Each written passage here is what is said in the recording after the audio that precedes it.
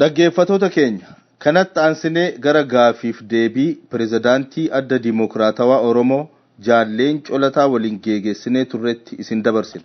Tole Jaalleen Colataa ammas gaafiif deebii keenya kan torban darbe goone irratti kan itti fufuu arras immoo wajjin gochuudhaa fi qophii ta'uu keessaniif ammas dabaleen isin galateeffadha.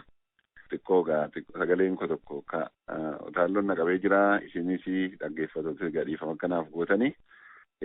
Bakkitti torban darbe dhaabne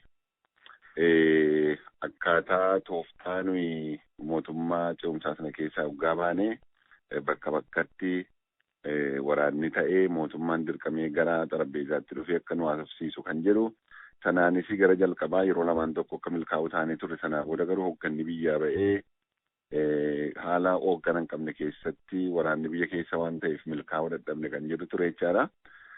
Kun gaariidha. Gara boodaatti isin deebisuu barbaada.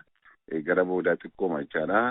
Isuma dura jechaadha. Chaartaruma dura iyyuu fakkeenyaa fi humna sadaffaa ta'ee kan Londanitti bifa sirnawaa ta'een isa ta'u karaa biraatiin warri Ameerikaa isin haasofsiisanii akka biyya galtanii mootummaa sana mootummaa ce'umsaa akka waliin ijaarsanii kan godhanii humna tokko ta'uu keessan jechaadha.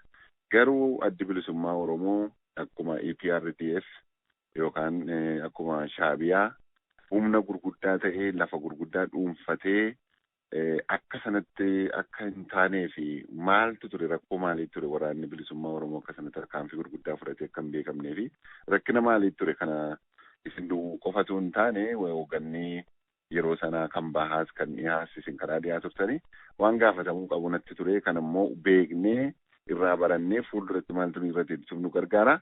Mee kanarratti yoo fedhii qabaattaniif yoo naa ibsitan. Bareeda qabsoon hidhannoo adda bilisummaa Oromoo irratti bobba'aa ture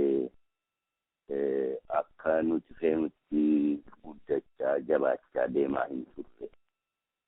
Kanaaf immoo sababa wanti ta'anii waan lama. Tokko hoogganni dhaabichaa ka magaalaa irraa bahee dhumarratti ka magaalaa irraa yaa'ee daggala seenee qabsoo hidhannootti makamee qabsoo hidhannoo irraa qooda fudhachuu jalqabee 78tti akka lakkoofsa warra faranjiitti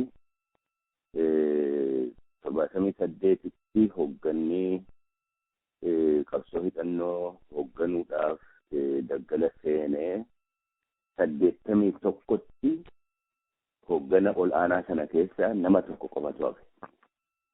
Warri hafan haala garaagaraa jalatti wareegaman kaanis warri magaalaatti hafes qabameetu hidhamee hooggana dhabuun sun hoogganni hamma sana hubamuun qabsicha laaffisuu miti jireenyuma dhaabichaa gaaffii jala galchee ture.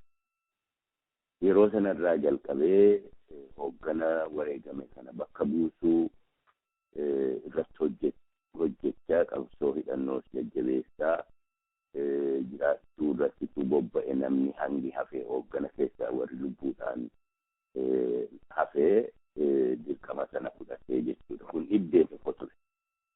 Wareegamni hanga kana ulfaatu qabsoo hidhannoo hedduu irra hin geenye. Adda bilisummaa Oromoo addatti gaaga'ama guddaarraan gahee dhaabichuma qarqara dhabamuutiin ka gahee ture. Iddee tokkoffaan isa kana. Iddee lammaffaan qabsoon hidhannoo ka adda bilisummaa Oromootiin geggeeffamu diina tokkicha qofa lolaa hin turre. Lola qara sadiitu deemaa ture. Dirree bahaattis dirree dhihaattis. Dirree bahaatti gama tokkoon humna Somaaliyaa irraa bobba'ee qabsaa'ota Oromoo adamsu lolaa humna dargiis loluutu irra ture. Duubbee tokko malee bakkatti leenjifatu hafuura baafatu nama madaawwatu wal'aannatu osoo hin qabaanne haala marfamaa akkasii keessatti fuulduraan waraana dargii dudduubaan waraana Siyaad Barree lolaa deemee qabsoon akka kanatti deemee injifannoo bahee addunyaa kanarra hedduu miti. Dhibbee kana keessaa nu baasa jennee ka yaanne karaa dhihaa qabsoo hidhannoo banuudha. Kunis dubbeen keenya Sudaan ta'ee fuuldurri keenya immoo biyya keenya ta'ee karaan ittiin addunyaa quunnamnu Sudaan keessaan ta'ee qabsoo hidhannoo geggeessuu irratti murteeffannee humni duraa kan inni dirree seenee karaa dhihaa 81 ture. 81tti humni dirree dhihaa saaqee waggaa 3 akkuma yaadamee rakkina tokko malee waraanuma dargii loluu fuulleffatee hojjechaa yeroo ture guddinni inni agarsiisaa tures abdachiisaadha ture. Garuu 84tti humni mirga kibba Sudaaniitiif loluu SPLA jedhamu dirree adda bilisummaa Oromoo irraa socho'u kanatti qajeelfamee ammas lolli bifa humna lamaa wajjin ta'e. Fuulduraan dargii duubaan immoo waraana SPLA. Waraana warra kibba Sudaanii kanaa wajjin wal dhabbiin akka hin dhalanne hoogganni adda bilisummaa Oromoo tarkaanfii baay'eedha fudhate. Jaarsota itti erge. Dhaabota amantii kiristaanaa karaa isaanii quunnamuudhaan nu lamaan wal loluun nu lachuutuufu faayidaa tokkollee hin qabu. Nuti mirga uummata Sudaan kibbaa mormaa hin jiru. Nuti mirga ofii keenya barbaanna. Kanaaf wal loluun hafuu jennee itti dhaamnus didee humni sun waggaarraa waggaatti yeroo hundumaa yoo xiqqaate waggaatti yeroo 2 nu weeraree humni silaa mootummaa loluu irratti dabru qisaasamee jechuudha.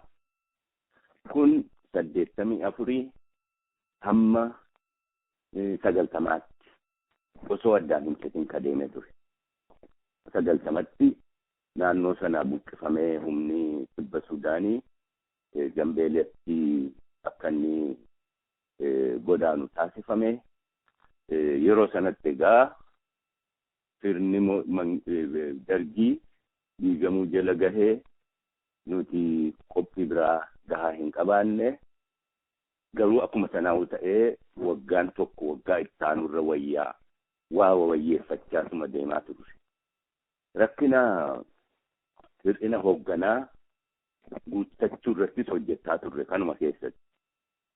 Bara 88tti walgahiin jila qabsaa'otaa dirree dhihaatti taa'ee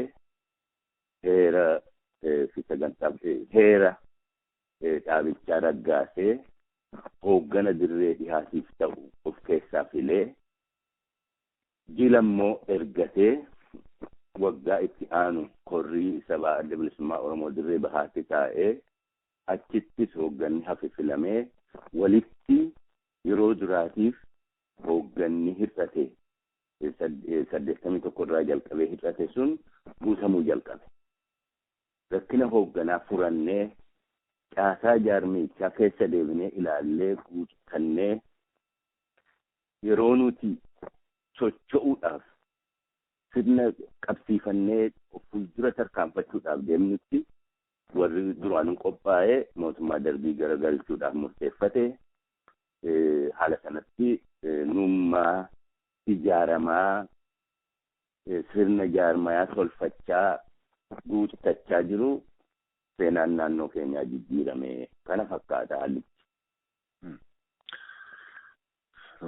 Baay'ee bareedaadha. Odeeffannoo gurguddaadha. Bagan isin gaafadhe baay'ee barbaachisaadha.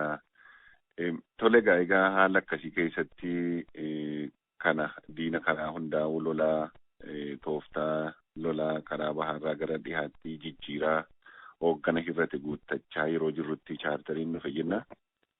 Egaa tarii eessaa ba'e egaa namni osoo chaartarii sana galuu baannee waraana sana injifachuu dandeenya kan jedhus akka gaabbiitti kan haasaantu jiru. Madaala sana yoo ilaalle yeroo sanatti chaartarii sana galuu moo dhiisuutu irra gaariidha kan jedhuuf egaa namootumti dhaggeeffatootaaf dhiifna.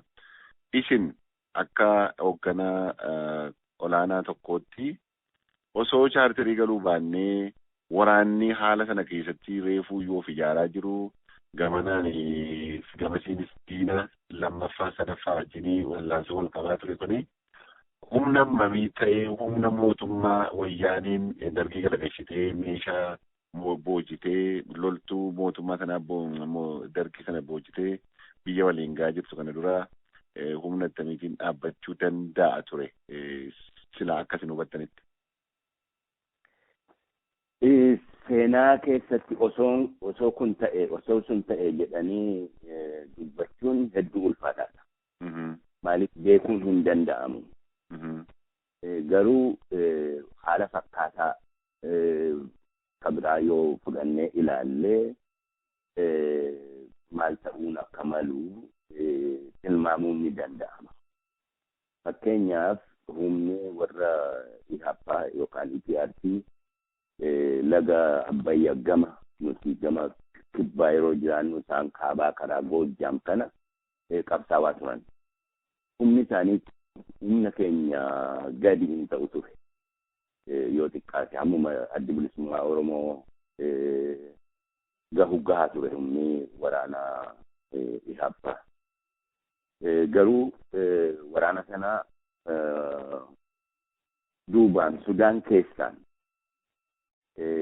waraana naqanii fuulduraanis naqanii yeroo gabaabaa keessatti humni wayyaanee dhabamsiisee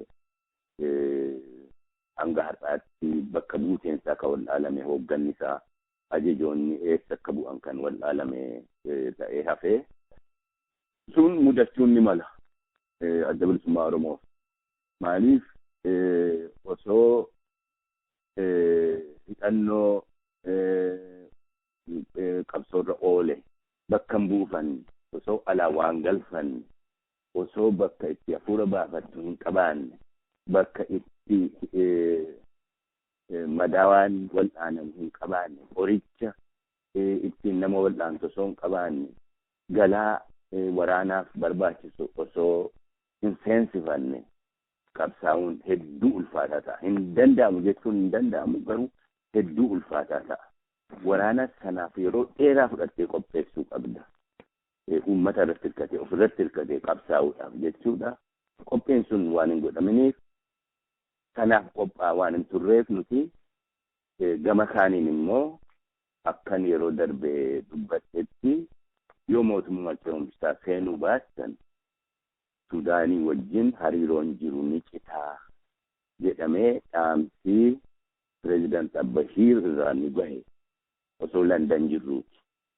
Kanaaf osoo duuba hamaa tokko illee hin seenne biyyi ollaas farra kee ta'ee mootummaatti lolchuuf tumsa ta'ee qabsaawanii injifachuun hin danda'amu yoo jechuu baanne illee hedduu ulfaataa ta'a. Kanaaf immoo qophiin hin turre. Kanaaf hin beennu garuu haalli sun haala baay'ee abdachiisaadha jedhee ani yaaduun nas ulfaata. Tole, meesira duraanii lola kan Ziyaad Barree torban darbe na ibsitanii turtanii akeekisaa naannoo Hararii, Arsii, Baaleen kun hundumtuu Oromoo wanti jedhamu hin jiru kan Sumaaleeti kan jiruu fi akeeka sanaafitu isin lolaa akka ture ifaadha.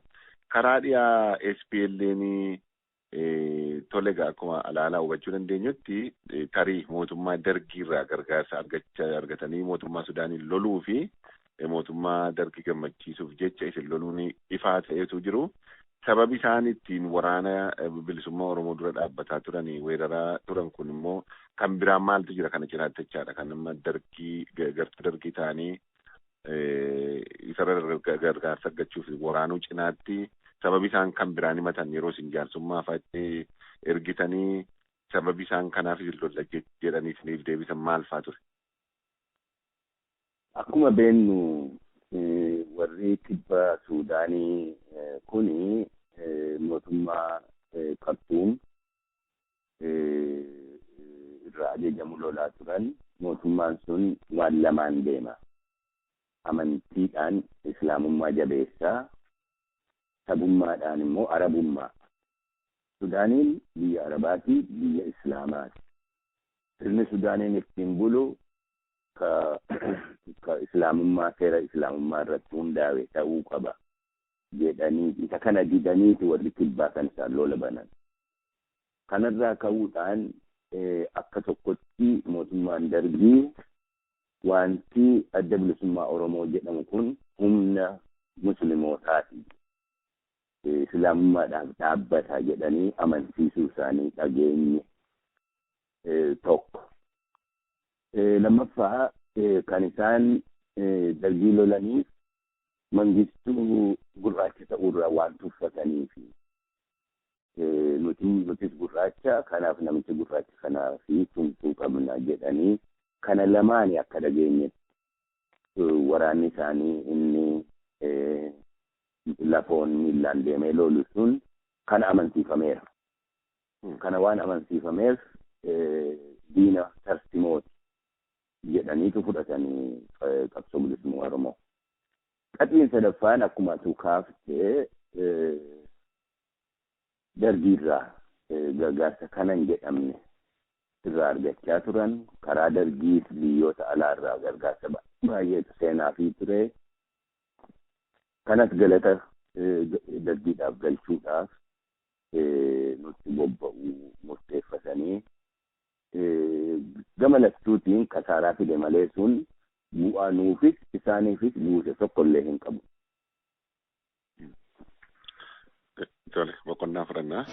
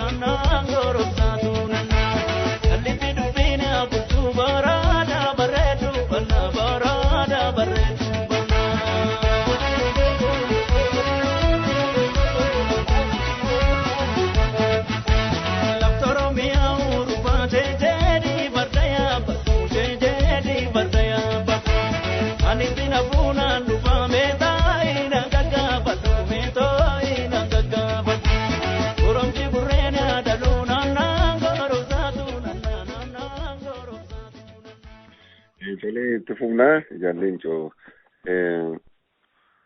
Mega naannoo chaartariin duraa fi naannoo chaartariitti amma reediyoof ta'u jechaadha cuunfinee dubbannee jirra. Seenaan kun akkuma kanaan dura dubbanne seenaa bal'aadha. Waan kitaabatti illee bahee dhalootaaf taa'uu qabudha. Kana egaa isinis akka ta'utti hoogganni adda bilisummaa Oromoo kan duraanii akkatti yaaddanii kana qopheessitanii abdii qabna. Dhalootatti darbuu qabamee gara chaartariitti egaa chaartarii keessatti qooda akkamii fudhataa akka turtanii akkamittiin haalli chaartarii keessaa dhiibee isin baase qabxii gurguddaan akka isin tarkaanfii sana fudhattanii keessaa baatan keessaa dhiibamtan ta'u bifa kamiinuu jechaadha. Inni kaan adda bilisummaa Oromoo haala sana keessatti hojjechuu dadhabuun humnaa oliin dhiibamee bahee jedhama.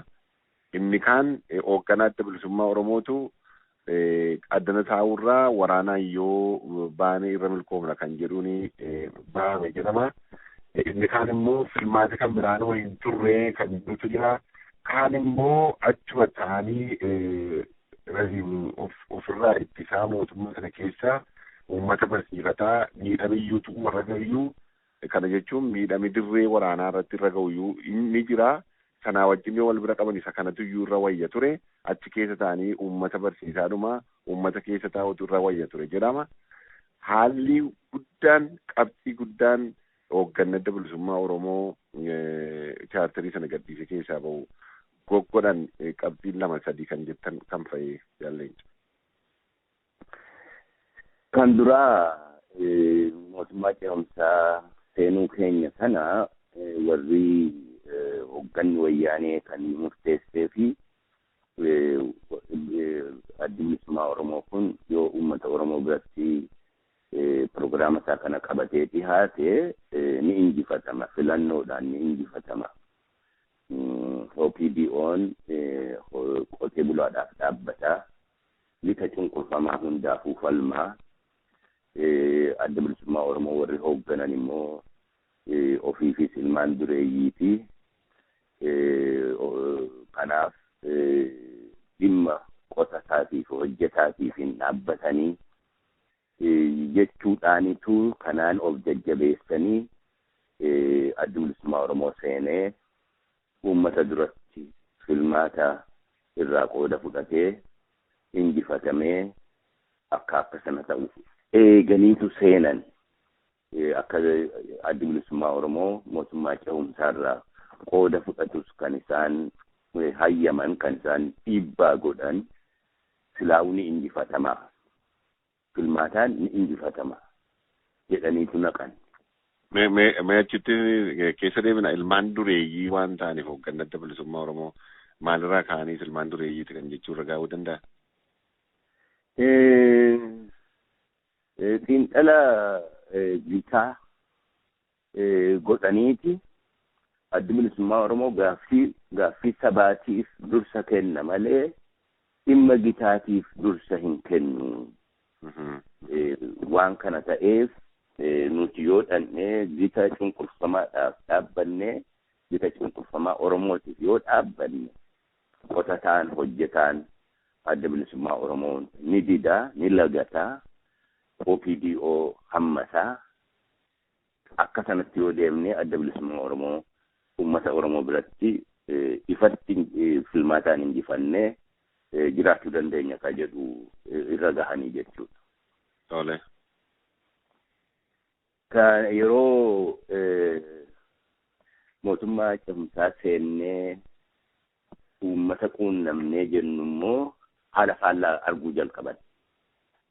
Adda bilisummaa Oromoo bal'inaan naannoo Oromiyaa kanaan dura hin keessatti homaa tokko illee hojjetin keessattis dhageettii guddaa argachaa deemuusaa argan. Kanaaf humni kun yoo bulee rakkina nutti uuma jedhanii waan fudhataniif gaafuma mootummaan ce'umsaa bu'uureffame irraa jalqabee guyyaa tokkollee nagaa akka hin jiraanne godhan. Ganamaa galgala asitti yookaan achitti waraana keenyatti bobba'uu miseensa dabballeewwan nuti ramanne ka hidhannoo hin qabne ajjeesuu hidhuu dhiibbaa kanan jedhamne nurratti godhanii jechuudha. Kun hundi akka nuti abdii kutannee baanu gama sana nu dhiibuu irratti hojjetan. Nuti immoo gama keenyaan ka'asseenneef mirga Oromootiif falmuudha. Mirga Oromoo karaa kana ni argamuu ni malamuu hin malu kan jedhu ka ittiin qormaata goonu filmaata. Filmaata isee duraa ka gandaa fi onaa ka 92 ji'a Juun keessa geggeeffame irratti waraana isaanii ka silaa mooraa galuun irra ture. Mooraa galchuu dhiisanii uummata keessa bobbaasanii filmaata silaa injifannu akka nuti hin injifanne taasisan. Karaa filmaataa, karaa nagaadhaan filmaataan dhannee injifachuun eega hin danda'amne hojjetanii mirga Oromoo fuuldura tarkaanfachiisuun hin danda'amu. Kanaaf qabsoodhuma hidhannootti deebinee karaa sana jijjiirraan akka dhalatu dhiibbaa gochuu wayya ka jedhurraa mootummaa ce'umsaa keessaati akka kanatti ka dhiibamnee baafamnee hangasuma kana yaadadhu. Tole.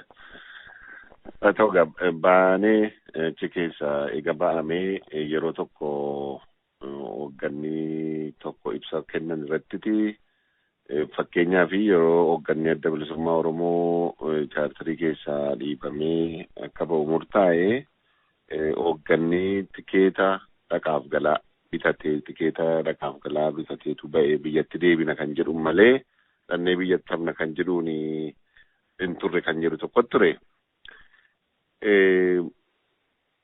Kaayyoon isin duraan jettanii baadiyyaa bakka adda addaatti lolli ka'ee mootummicha gara xarapheezaatti fidan akka jirutti ta'ee hoogganni kun amma kana fagaatee biyya Awurooppaa biyyoota adda addaatti irraa godaanuun kuni tooftaa duraan lafa kaawwanne kana tooftaa duraan tila bakka Oromiyaa bakka adda addaatti jeequmsa ka'uunii mootummicha akka dirqamu godhu kanaaf amma fayyada ture. Maal ture eessatti ba'uuf ture mootummaa naannoo ollaatti silaa Sudaanii cufamee kana booda bakka isiniin kennu kan jedhu ture naannoo Keeniyaa hoogganoota akka turanitti dhageenya.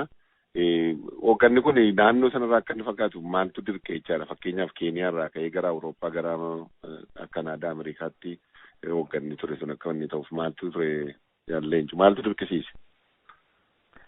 Kan duraa qabsoo hidhannootti deebi'uun si'a lammataaf gaaga'amni guddaan hoogganarra akka ga'u godhe jechuun miseensonni koree gidduutii fi koree raawwachiisaa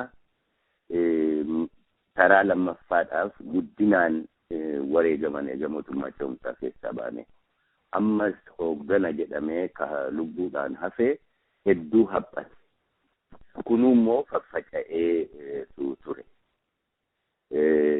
Hammuma hafe sanaayyuu walitti qabnee amma maaltu nu baasa jennee mari'achuudhaaf haalli rakkisaa ture.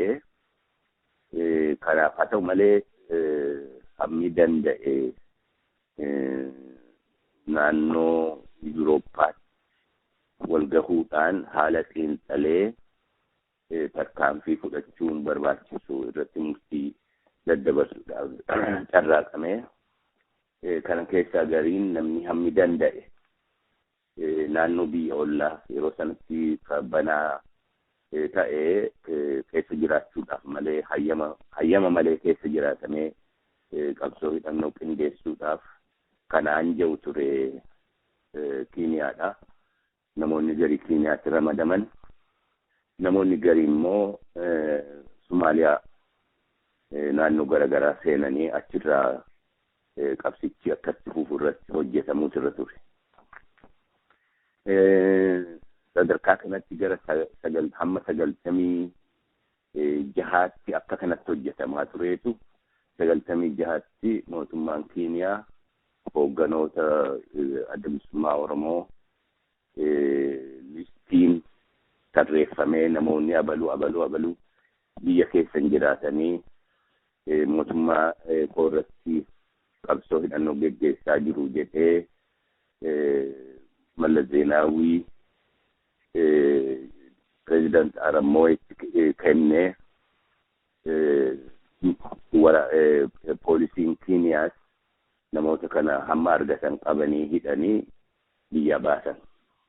Kana booddee ifatti naannoo gaafa Afrikaa bakka kamillee jiraachuun rakkisaa ta'urraa halaalatti galuun dirqii ta'ee gariin deddeebi'ee Somaaliyaa seenuudhaan karaa sanaanis qabsoo wareegama barbaachisu kaffalanii geggeessuudhaaf osoo carraaqanii wareegamni yeroo lammataas irra gahee dhuma irratti Somaaliyaa keessa jiraachuun dadhabamee achi kaafamanii Yuugaandaarraa Eritiriyaa geeffamanii akkasitti tartiibaan hoogganni adda bilisummaa Oromoo naannoo biyyoota ollaarraa akka fagaatu dirqisiifame. Mootummaan kun mootummaan waggaa 23 biyya keenya bulchaa jiru kun ofii isaatii akkamitti aangoo fudhatee jennee yoo ilaalle qabsoo hidhannootiin fudhate.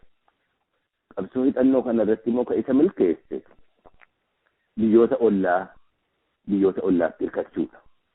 Kanaaf biyyoota ollaatti hirkachuun qabsoo hidhannootiif murteessaa akka ta'e waan beekuuf hojii kooti jedhee gattaa'ee naannoo sanatti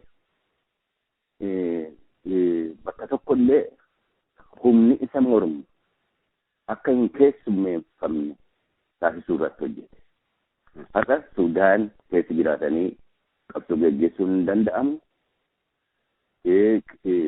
Kibba Sudaan jiraatanii qabsoo gaggeessuun hin danda'amu. Namatti hin dhiisu. Warra mootummoota ollaa kana amansiifatee jira.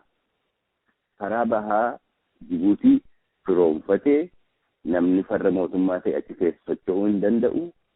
Sumaaleelaand firoomfatee namni mootummaa mormu achi keessatti hin keessummeeffamu. Akkasumas Sumaaliyaa hafe immoo waraana ofii naqee humnoota Sumaalee irrattuu duulaa jira. Kanaaf daangaan security isaa daangaa kan inni itti tolche bahaan garba Hindiiti dhihaan immoo Daarfuuri. Kana keessa akka namni tokkollee hin seenne gochuudhaan hojjetaa jira. Har'as akkuma kanatti jira. Kana ilaalcha keessa galchuudhaan bifittiin qabsoofnu maal ta'uu qaba? Haala walxaxaa akkasii haala ji'oopolitikaa rakkisaa akka jiratti malli biraa jiraa? Akkitti qabsoofnu kan biraa maali? Jedhanii gaafatanii tooftaa qabsicha haaraatti qiyaasuun barbaachisaadha. Hagammaa gaasuun hin godhamne nuti ofii keenya keessa deebinee ilaalle waanuma hojjechuu dideessi deddeebinee hojjechuu irra tooftaa biraa barbaannu kan jedhu irra jirra amma. Baay'ee bareedaadha. Mee egaa adda bilisummaa Oromootuma adda bilisummaa Oromoo keessa jirtanii isinii carraa miidiyaa ta'u ibsaa adda addaa kennitan keessatti bara 1994 booda hoogganaan turreanii kan jedhu qabdu turtanii tokko na yaadadha yeroo 94 fakkaataa yeroo obbo Ibsaa Guutamaa biyyatti wanti tokko jaarmiyaalee biyya Itoophiyaa adda addaa wajjin qooddachuuf yeroo galanitti hidhamanii sababa sanaanii kadhattanii isinuu hidhamtanii san booda baatanidha. Hello?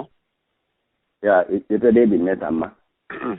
Tole kan hin jedhe bara 1994 booda isin hoogganaa kan turree carraa argame tokko tokkoon ibsaa turtanii sanaaf sababa kan ta'e tokko kan hin beeku yeroo obbo Ibsaa Guutamaa biyya dhaqanii walgahii tokkoo fi walgahii humnoota mormitootaa wajjin hirmaachuudhaaf yeroo dhaqanitti hidhamanii isinillee dhaxxanii na yaadadhaan biyya keessan ture gaaffiif deebii tokkollee walii godhee turre jechaadha. Gaazexaa Madda Walaabuu jedhamu irratti isa asitti isin gara hoogganaatti deebitanii akka hoogganaatti hojjenne yeroo adda bilisummaa Oromoo kana keessatti jechuudha. Bara 1994 ture inni dhumaan kan keessan jechaadha. Akka itti aanaa iyyuu dureetti kan isin hojjetaa turtan. Eeyyee dhugaadha. Gaafa mootummaa ce'umsaa keessaa baane booda haalli hooggana keessaa hedduu summaawaadha ture. Mootummaa ce'umsaa seenuun keenya qabsicha yeroo gabaabaa keessatti hedduu of fuuldura tarkaanfachiise addi bilisummaa Oromoo uummata Oromoo biratti beekamsa guddaa argatee addunyaa irratti maqaansaa eenyummaan sabichaa fi eenyummaan dhaabichaa guddinaan baramee gama kaaniin garuu hubama gurguddaatu gahe. Hubama gurguddaan gahe kun akkuma reefu kaasee hoogganni hedduun wareegamu qabsoon hidhannoo akka duraan yaadnetti deemuu hanqachuu yeroo sanatti gabbahee dubbatamuu baatus waan bade eenyutu itti gaafatama dogoggora ta'e hubama gahe kanaaf eenyutu itti gaafatama jedhamee mari'atamee abalu jedhamee namni tokko keessaa baafamee adabi barbaachisu kennamuufii irra oduudhuma facaasuudhaan abalu fa'iitu waraana mooraa galchee ficcisiise jedhanii nama tokko yookaan lama gaafatamaa taasisuudhaan hadheessuu maqaa hadheessuu bifa garaagaraatiin kun bal'inaan jalqabameen hamma har'aatti deemaa jira. Sun dhibdee tokko. Dhibdeen kuni hariiroo hoogganicha keessaa hedduu summeesse. Lammaffaa yeroo sanatti akka haaraatti qabsoo kana keessa deebinee ilaaluu qabna. Warra jedhuu fi lakki akkuma duraan turretti bakkuma duraan turretti deebinee achirraa kaanee fuuldura tarkaanfachiisuu qabna. Kanuma irratti illee wal falminee waan tokko irra gahuun waan dadhabameef ani maqaadhaaf hooggana keessa haa jiraatu malee yeroo sana dhugaatti akka nama hooggana keessa jiruutti ilaalamaan turre. Keessan jiru yookaan immoo keessaan baafamne. Qabsoo akka barbaannetti akka silaa ta'utti haala yeroo wajjin qabsoo deemu gaggeessaa hin jirru yookaan immoo hin hifne. Uummati immoo abdii isaa hunda fuudhee dhaaba kana akka kaa'ee jira. Abdii uummataa kana argaa akka homtuu hojjetamaa hin jirre immoo ilaalaa taa'uun dhibdee qalbii guddaa namatti uuma ture. Kanaaf ani jattaa'ee yeroo sana London jiraanna turre irra hedduun keenya waraqaa garaagaraa barreessee lakkiinee akka kanatti bifa haaraadhaan qabsoo kana haa geggeessinu tarsimoo qabsoo kanaas haa jijjiirru haalaa wajjin haa deemsifnu jedhu dhiyeesse. Sunis namni tokkolleen kun waan faayidaa qabu jedhee ilaaluu waan dideef keessan jira malee akkam keessan jirretti qabsootti jirra jenne malee qabsootti akka hin jirre argaa kana wajjin jiraachuurra ifatti hoogganicha keessaa baafamuutu irra wayya jedhee anaa kana wajjin rakkachaa jiru. Waa'een ibsaan biyya deemuu sun sababa ani barbaadu naa ta'e sababa sanatti fayyadameetan akka ifatti hooggana keessaa na baasan godhe. Anaa karaarra jiru anaa shaggaritti deemaa jiru namni kun maaliif deema maal yaadeeti jedhanii illee osoo waliin gaafanne yookaan of hin gaafanne sadarkaa ani turerraa akkaan bahe labsame. Anis kanan barbaadu sana ture sana eega hooggana keessaa bahuun kiyya labsamee booddee ani gastaa'ee dhibdeen qabsoo kanaa maali jechuu akkuma nama tokkootti qorachuutti gastaa'ee sadattan bahee mootummaa ce'umsaa keessaa eega baanee booddee eega walgahii Londonii godhannee booddee dhugaatti an akka miseensa hoogganaatti ilaalamaa hojjechaa hin turre. Yeroo garuu miseensummaa kiyya waanan itti amanuuf waan natti jabduu ta'eef dirqama hoogganni natti kenne hundaa'uu raawwachaa hojiirra oolchaa yaada kiyya garuu qabsoon kun akka inni itti geggeeffamu kana wayyeeffachuu qaba ka jedhu yaada dhiheessaa jireenya kiyya dabarsuu murteeffadheetan hamma bara 2 moo 3 duraatti bifa sanaanin qabsichatti gumaachaa ture kanuma ta'e seenaadha. Haa ta'u Jaallenchoo dhugaadha. Bara sanarraa kaaftanii akka hoogganaatti hojjetaa kan turre beekamuyyuu yeroo tokko adda bilisummaa Oromoo keessatti adda bilisummaa Oromoo eega qaama ce'umsaa fi shanii gumeetti gargar qoodamee hooggana lamatti gargar qoodamee adda bilisummaa Oromoo kan shanii gumii kan Asmaraa jiru fi isinii Dooktarri Taaddasee fi Jaaldaanii akka gorsituu barcumayyuu gorsitoota dhaabaa jedhamtanii moggaafamtanii hubannoo tokkotu jira. Sana cinaatti jechaadha. Isin sadan akka barcuma yuubaatti taatanii gorsitoota dhaabaa ta'uun keessanii ammam hooggana ture sanarratti dhiibbaa qabaachaa ture. Ammam yaada keessan fudhataa deemaa turanii. Kana maaliifan jedhaa hoogganarraa haba uyyuu malee leencoonii yaaduma isaatu deemaa ture, yaaduma isaatu naanna'aa ture, yaaduma inni jedhu kanatti naanna'aa ture kan jedhu jechaadha. Namni hoogganarra hin jirre tokko, namni gorsituu ta'e tokko, dhaaba tokko tarkaanfachiisuuf yookaan of duuba deebisuuf aangoo olaanaa qabaatee amma kana yaadisaa qofti bara amma kana naanna'uu jechuun ammam isin gorsitummaan keessan wanti isin barreessitanii warri yaadi isin kennitan kun eega dhaabi kun bakka lamatti qoodame hoogganni sun bakka lamatti qoodame booda ammam dhiibbaa irratti godhaa ture jechaa hooggan kanarratti amma isin beektanitti. Kan duraa eega mootummaa ce'umsaa keessaa ba'anii qabsoon inuma gaadi'ame fuuldura sosso'aa hin jiru.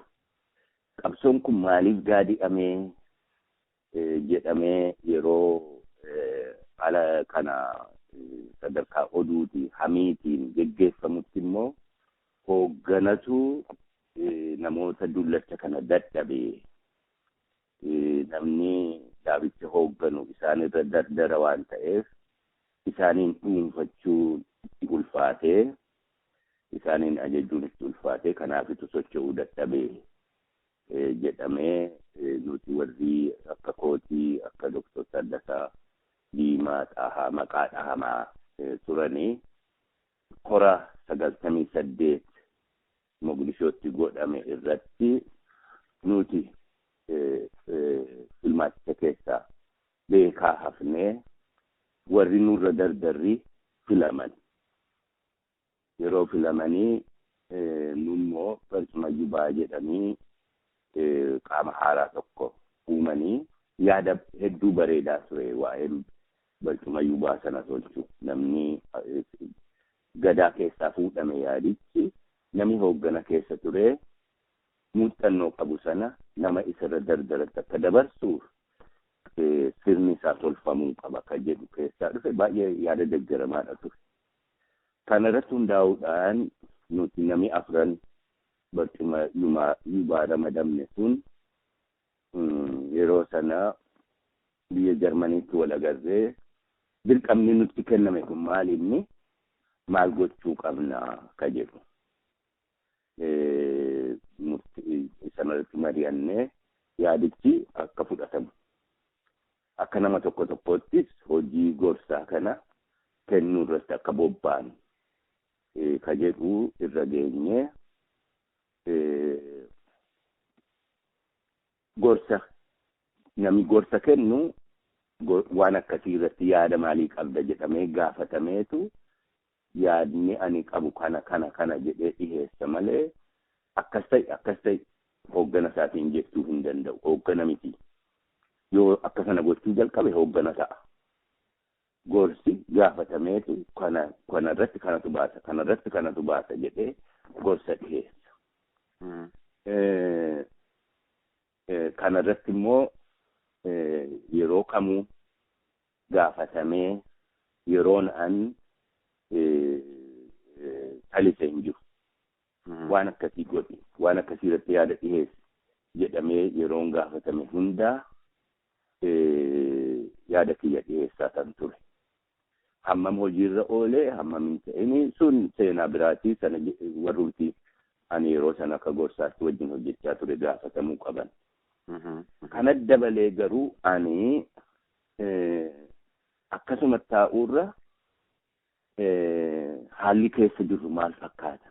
Dura ka biyyicha mootummaan dargii bu'ee mootummaan biraa dhufee aangoo qabachuun jijjiirama akkamii fidee empaayirichi har'a maal fakkaata? Gaaffiin Oromoo maal bifa akkamii fudhachuu qaba ammaan booda ka jedhu qorachuurraa kitaaba duraa barreessee 99tti maxxanfame sun. Isa yeroon sana fixu waaqiin dhalli ani godhe bakki inni ittiin nagahe federeeshinii sabootaa kana fudhannu ka jedhurraan nagahe. Gaaffii durii dhiifnee federeeshinii sabootaa qabsoo keenyaan argame kana fudhannee isuma wayyeessuu irratti hojjennu. Kaayyoon irratti hojjennu kana ta'uu qaba. Ka jedhu irra gaha. Kana ifatti kitaaba maxxanfamee bahe keessatti ejjennaa fudhadha. Kun ejjennaa kooti. Akka nama tokkootti xiinxalli kiyya achiin nagahe. Dhaabnis akkuma kana xiinxala kana hin fudhata yoo ta'e wajjiniinitu jijjiirraa barbaachisu goona jechuudha. Yoo dhaabi dide immoo ani dirqama dhaabichi natti kenne hojjechaa yaadi kiyya garuu kana jedhee yaada kiyyaaf fudhatama akka argatu gochuu irratti qabsaa'uu mirgan qabaa. Ka jedhu irraatan san irratti hojjechaa bahee sana booddee qormaatichatti fufuudhaan kitaaba lammaffaa sana booddees kitaaba sadaffaa kan hin barreesse qabsoodhuma Oromoo irraa ka'uudhaan. Qabsoo Oromoo kana haara'oomsuu. Kaayyoo isaa haara'oomsinee haala addunyaa fi naannoo keenya haala impaayirichaa haala Oromoon adda keessa jiru wajjin waan tarkaanfatu irra gahuu wayyaa. Kuni hooggana baay'ee aarsa ture. Bifa akkasiitiin deemuun cal'iseetuma akkan taa'u barbaadama ture. Animmoo sana gochuu hin danda'u ture. Kun aarii isaanii yeroo irraa yerootti dabalaa deemee dhuma irratti egaa akkanii dhaabichuma keessa hin turre murteessuudhaan isaan gahe kana seenaan sana.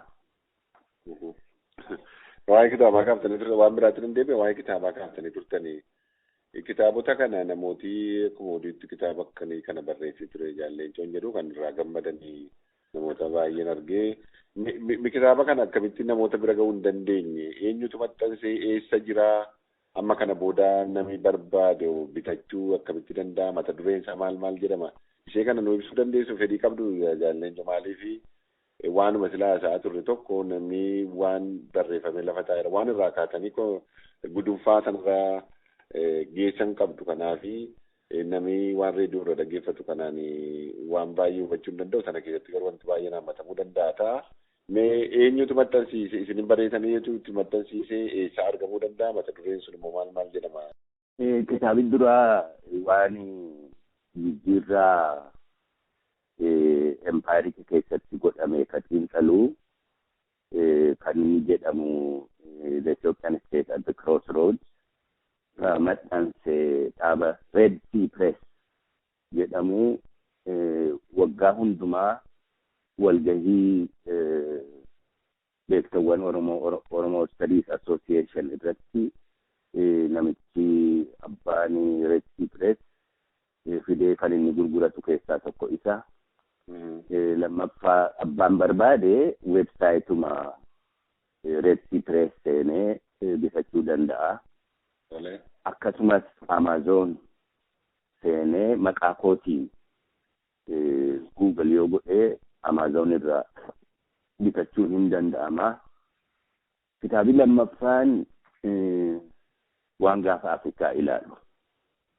Inni sun The Horn of Africa as Common Homeland jedhamee 2004tti Wilfred Laurier University Pressiidhaan maxxanfamee bahee isa kanas Amazon irraa bituun hin danda'ama.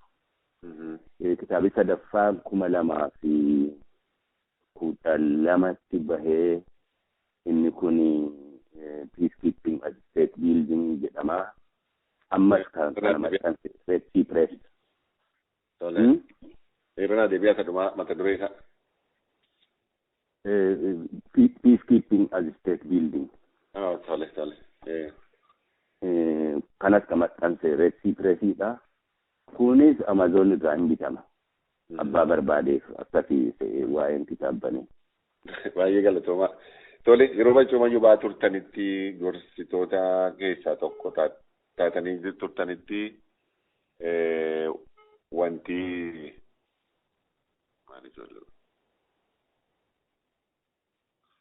wanti isin hojjetaa turtan keessaa tokko inni guddaanii yeroo dhaabni adda bilisummaa Oromoo karaa dinagdeedhaa haala yaaddeessaa haala fokkisaa irra turetti jaarmiyaalee tokko ta'u karaa fedheen waa ta'uuti galii madda galii tokko barbaaduudhaani gargaarsa akkasiin tantu odeeffama kanaan namooti hamiituun ta'in namoota isin galateeffatanii namoota waa'ee sana dhaadessantu jiru. Kun hammam ture karaa gargaarsa dinagdee dhaabni keenya yeroo inni haala yaaddeessaa haala fokkisatu dhaabni silaa ofirratti hirkannoodhaan gaggeeffamaa ture yeroo hundumaa gargaarsa barbaada. Kun gaaffiin qabu garuu haala yaaddeessaa haala badiisaa keessa yeroo turetti illee waan tokko qabeenyaa tokko arguudhaan waan akkasii maddisiisuudhaan isin illee qooda guddaa qabdu kan jirutti jira. Kun hammam dhugaadha jalleencha sirraa yoo dhageenya. Jechuun hundi warri qabsoo irratti muuxannoo qabnu karaa dhaabaaf gargaarsi akka argamu gaafa dirree turres irratti hojjetamaa ture.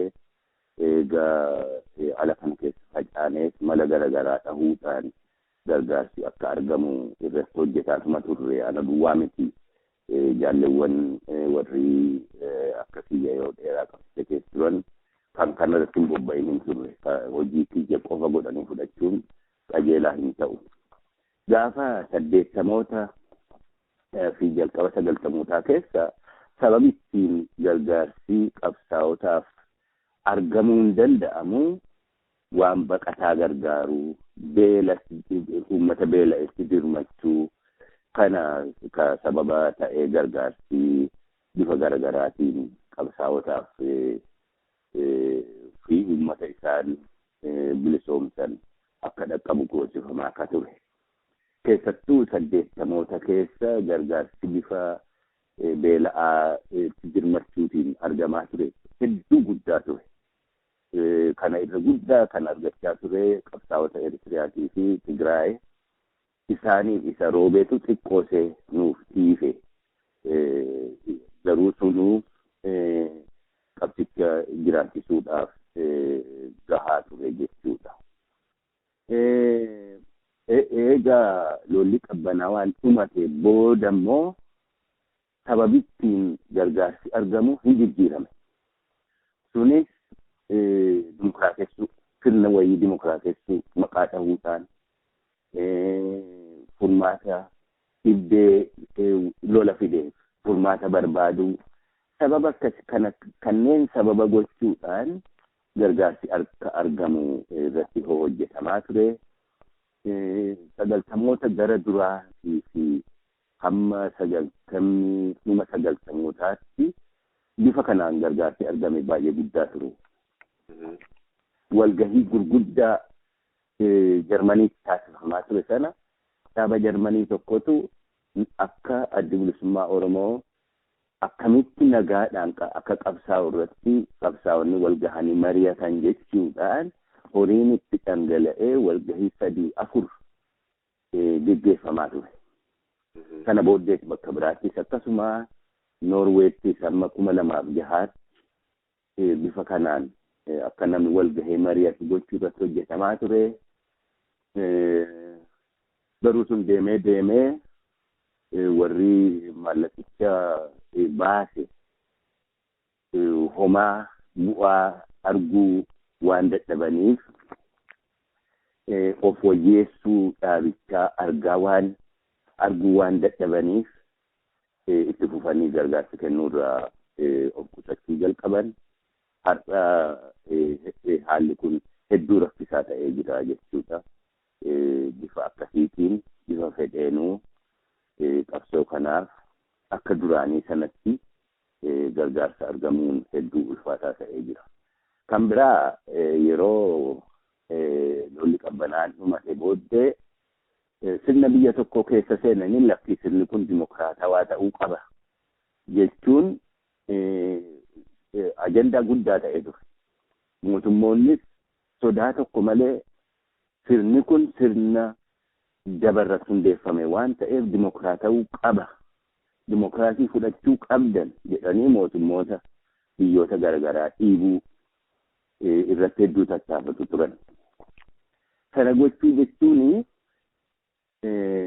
of bultummaa sovereignty biyyootaa kan tuqu ture. Amma eegaa lolli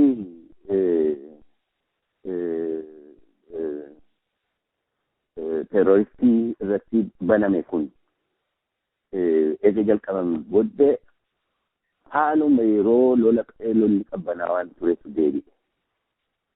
Biyya keessa seenanii sirni kun dimokiraatawaa qaba jechuurraa of duuba deebi'uun mul'ate. Mootummaan Itoophiyaa sana fayyadamuudhaan biyyootiin garaagaraa farreen isaanii wajjin hariiroo kan uummanni gargaarsa kan kennineef dhiibbaa gurguddaa waan godheef har'a yoo jabaatan si dubbisu malee dhaabonni fi mootummoonni dhihaa Yurooppaa fi Ameerikaanii ifatti gargaarsa kennuun yeroon isaa dabreera. Haala biraatu dhalatee haala biraa kana keessatti akkamitti ofirratti hirkannee qabsoofna jedhanii of gaafatanii kanaaf deebii argamsiisuutu irratti hojjetamuu qaba.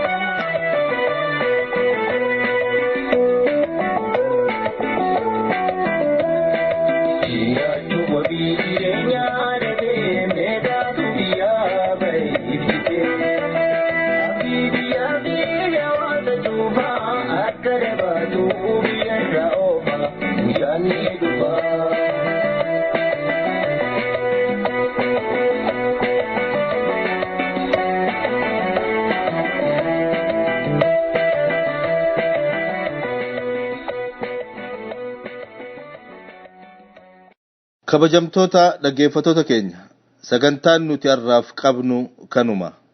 Hanga torbee dhufu sagantaa wal fakkaatu walitti deebinutti muuziqaa jalqabne kanaan torban gaarii isiniif hawwina.